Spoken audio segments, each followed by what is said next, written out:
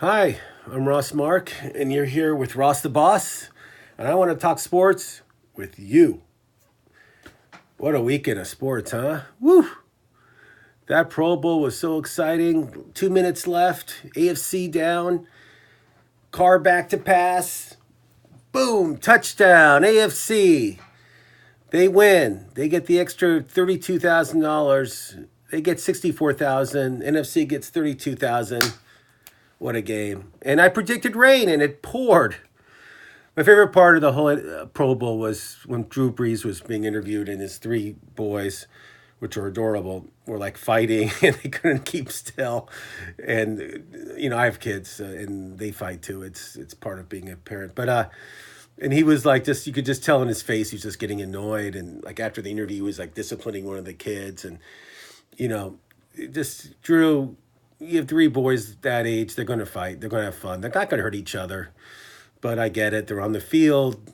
People are getting mad. Why are these kids on the field fighting? Who does this guy think they are? But it was good. It was I didn't watch most of the game, but I caught little glimpses here and there.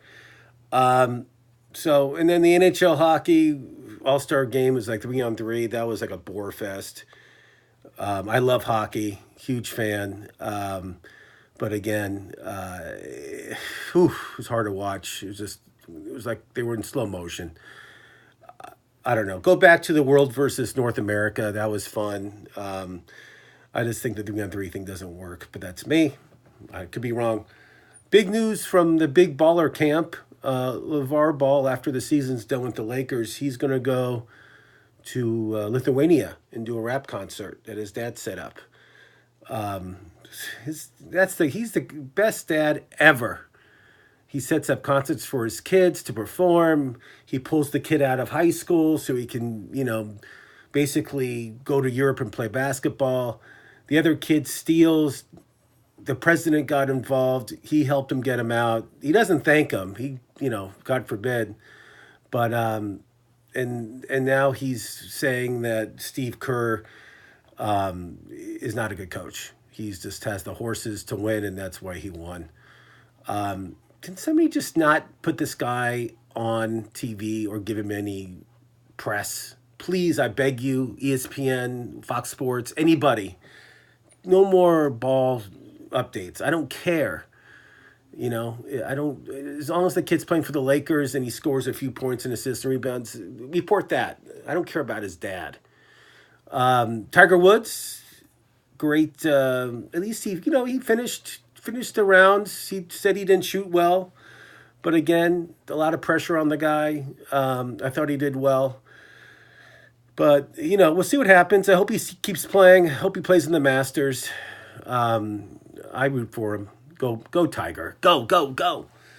College basketball upsets. Duke losing at home. North Carolina losing at home to North Carolina State. Duke and North Carolina losing at home on the same day hasn't happened in like years, and it's just amazing. And Kentucky went to West Virginia, number 7 West Virginia, and beat them. Wow, I'm shocked. And Kentucky wasn't even rated. Wow, oh my God. We all know Kentucky will be in the Sweet 16. Just put them in your bracket now. And then I told you guys about the Celtics. If they're getting more than 10, bet them. They lost, but they still covered. You won. The over won. You won that. 2 for 2. I also predicted rain at the Pro Bowl. Thank you. Tonight, Kansas State is playing Kansas in Manhattan, Kansas, which is the home of Kansas State. I think the spread's around. I think Kansas State's getting 2 or 1.5. It's pretty even. Take Kansas State. Kansas is way overrated. They're not that good this year. And Kansas State's beaten some good teams. They couldn't beat Arizona State, but either could Kansas. But again, that game's tonight. I don't want you to gamble that much, but if you have to gamble tonight, that's the game you take.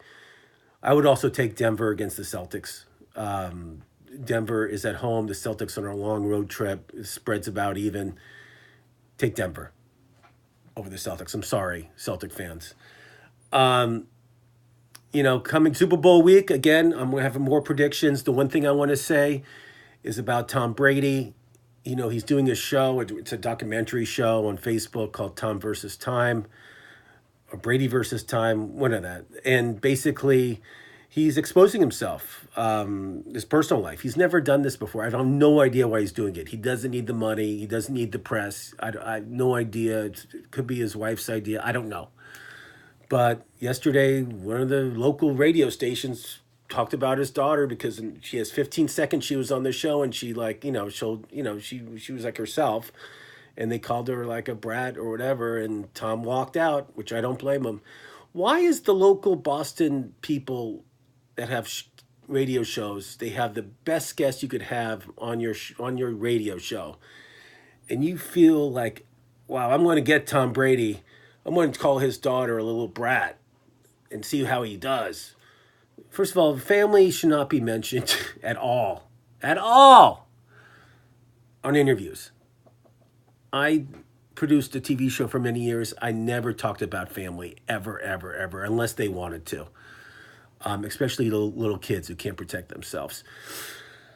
So please, please, little hint: if you're going to interview Tom Brady, don't talk about his family. He doesn't want to talk about it. He wants to talk about football, maybe his hand being cut open and the stitches are out.